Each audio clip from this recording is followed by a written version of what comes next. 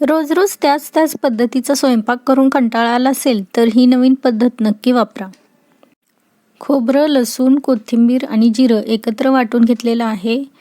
3 बटाटे शिजवून घेतलेले आहेत, ते अशा पद्धतीनं कुस्करून घेतलेले आहेत. पाणी टाकून आपल्याला बटाटे कुस्करून घ्यायचे आहेत. कढईमध्ये तेल घेतलेलं आहे, त्याच्यामध्ये जिरं मोहरी टाकून घेतलेलं आहे. लसूण खोबऱ्याचा मसाला टाकून घेतलेला आहे. व्यवस्थित परतून घ्यायचा आहे. कढीपत्ता टाकलेला आहे. नेहमी एकाच प्रकारची बटाट्याची आमटी करून कंटाळा आलेला असेल तर ही बटाट्याची आमटी नक्की ट्राय करा.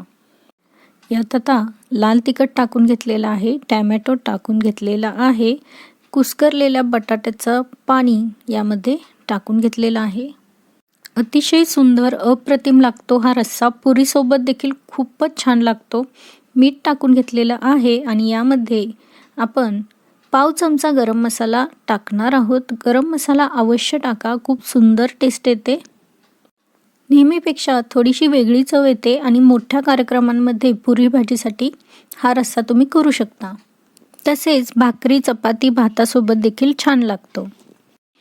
तुम्हाला जर माझ्या रेसिपीज खूप सिंपल आणि युजफुल वाटत असतील तर नक्की माझ्या चॅनलला सबस्क्राईब करा आणि व्हिडिओला प्लीज लाईक करा, शेअर करा, कमेंट करा.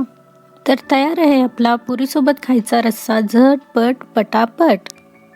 व्हिडिओ आवडला तर लाईक करा पटापट.